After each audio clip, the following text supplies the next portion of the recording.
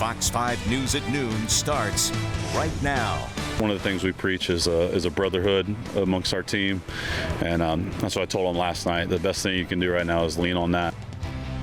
A brotherhood indeed, as teammates and coaches remember the life of a beloved and respected Roswell High School quarterback. We'll hear from those who knew him best, and that's just ahead. But first, the Omicron variant surges across the state. We're going to tell you what you can do to protect yourself as you travel for your holiday. Hello and welcome to Fox 5 News at Noon. I'm Dana Fowl. I'm in for Portia Bruner today. The Christmas holiday is just 2 days away, and that means travelers have rushed to the terminals to board their flights. But the Omicron variant could impact your trip through Atlanta's bustling airport. Fox 5's Mark Teichner is at Hartsfield-Jackson International Airport with more on what you need to know. You're encouraged to get out to the airport as early as you can to make sure you have plenty of time to get through all of those lines. COVID or not, Hartsfield-Jackson is packed. The airport expects 3.7 million people to fly in and out of Atlanta over the next 2 weeks. I just got off a plane right now. The CDC says holiday travelers will make an already expected Omicron January spike even worse.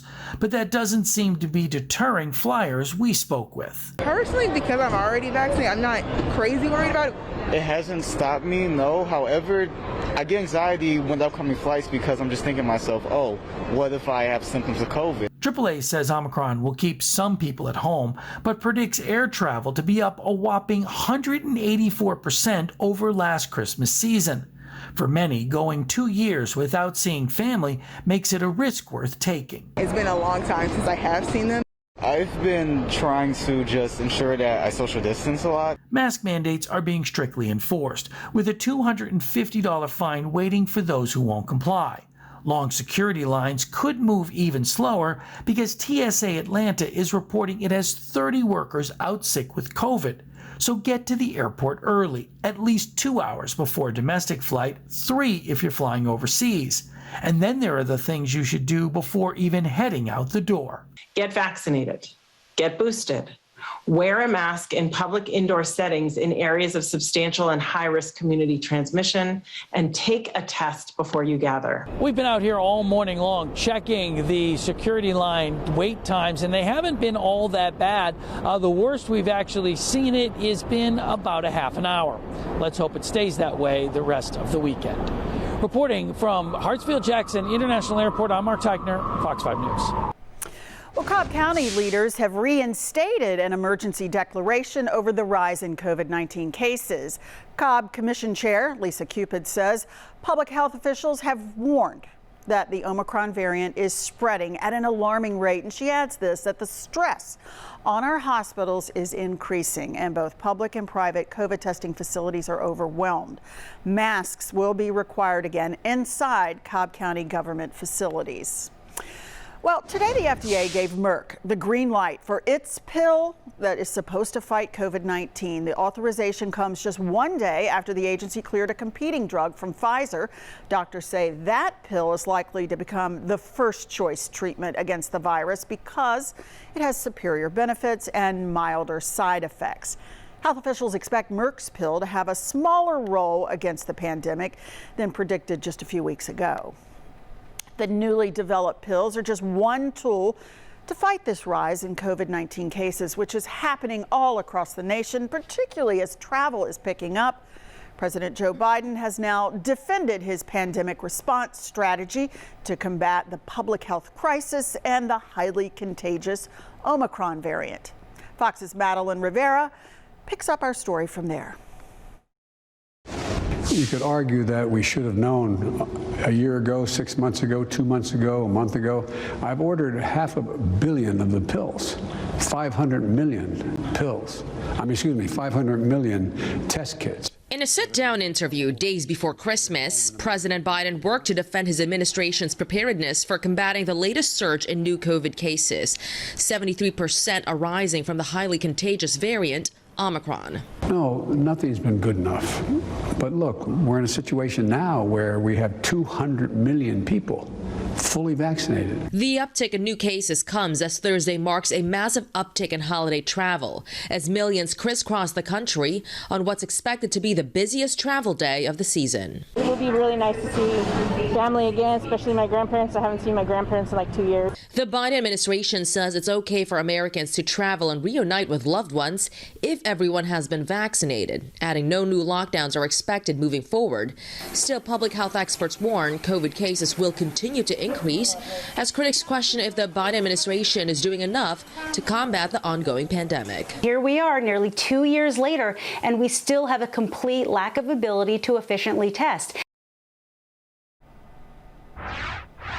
In other news, an investigation is underway this afternoon after a frightening tractor-trailer fire. This was under a bridge on the interstate in Cobb County. Take a look at the aftermath of this morning's accident. This was on I-75. Now, you can see smoke coming from that overturned tractor-trailer. That's the one that caught on fire.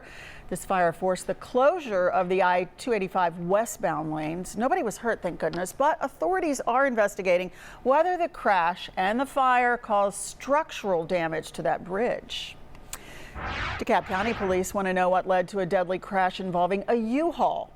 This crash happened early this morning. This was on Interstate 85 near the North Jewett Hills Road exit.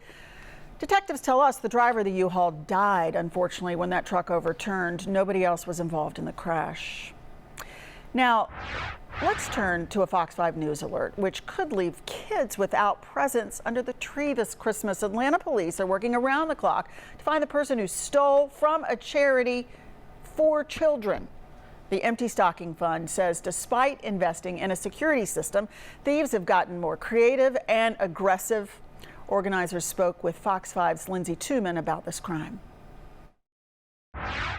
Atlanta police now investigating this crime, and the executive director for the charity says not only do investigators believe this might have been an inside job, it's also been the same thief targeting them multiple times. When staff and volunteers for the Empty Stocking Fund wrapped up Wednesday night, they locked the doors and set the alarm. Thursday morning, they were shocked to find this. When I saw the hole in the wall, it literally looks like something out of a war zone. It's just concrete crumbles all over the place. The hole that it's about 4 feet wide and 3 feet tall. Video captured the thief coming and going from the facility with bag after bag of items. It's not the first time the charity has been targeted. We got a new alarm system. We got everything in place. We got cameras. We got exterior lights, everything we could do. And we thought we had thought of everything, but I never thought I'd see somebody come through a cinder block wall. This time, with only days until Christmas, it's a blow to the charity and the families they serve.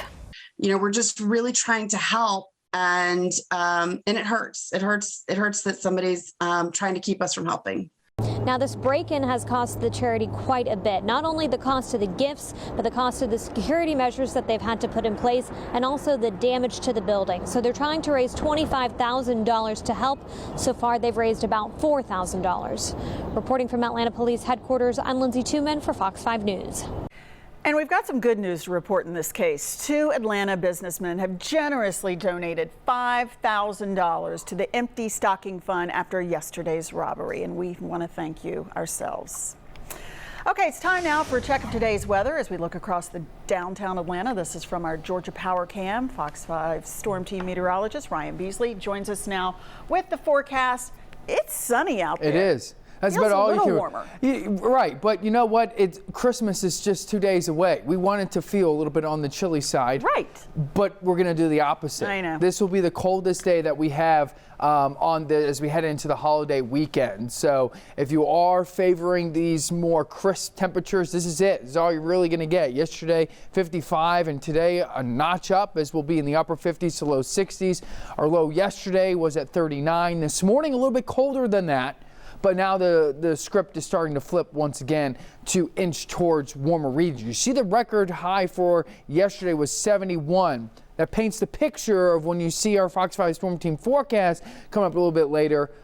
Keep that in mind as far as record warmth possible on the way. Here we go with your 24-hour temperature change, everybody's starting to get in more of that warmer atmosphere and relatively speaking compared to yesterday. So that puts the majority of our temperatures already in the mid-50s. Still some 40s hanging on, but as Dana mentioned, lots of sunshine out there, and the sunshine is here to stay for today. Mostly sunny, seasonably cool, and then the lows for tonight. Clear skies, calm winds, getting into the 30s, but I don't think we'll see as many freezing temperatures. Coming up, we'll talk more about the record highs potential and when our next best chance for rain will be. Dana? All right, looking forward to it. Listen, we're still waiting for a verdict in the manslaughter trial of former Minnesota police officer Kim Potter. She's the woman who shot and killed Dante Wright. This was last year during a traffic stop. She says she accidentally grabbed her gun instead of her taser. Jurors today entered their fourth day of deliberations as the Christmas holiday looms. The judge overseeing the case has ordered the mostly white jury be sequestered during deliberations, and that means jurors remain under the court's supervision in an undisclosed hotel and cannot return home until they have reached a verdict or until the judge has determined they can't reach one. President Joe Biden, progressives and moderate Democrats are all determined to resume talks with Senator Joe Manchin. It's part of an effort to salvage the president's social services and climate package. The West Virginia Democrat is a holdout who has effectively tanked the party's signature $2 trillion domestic policy initiative. Now, some Republicans have voiced greater confidence now since they can beat back potentially much of what they don't like in the package. Senate Majority Leader Chuck Schumer has told Democrats to expect a vote in January. Okay, just ahead on Fox 5 News at noon, fire officials want to know what started this massive fire. It injured 4 people. What we know about this huge blaze is next. Plus, you're going to hear from a man who says he did everything he could to stop thieves from rummaging through his car and stealing his guns, but they still got away with weapons. That's just ahead, but first. It's just sad to see it taken away so quickly. A Roswell High School football player with a bright future passes away. His teammates now remember the light and the leadership he brought to that team, and that story is also next.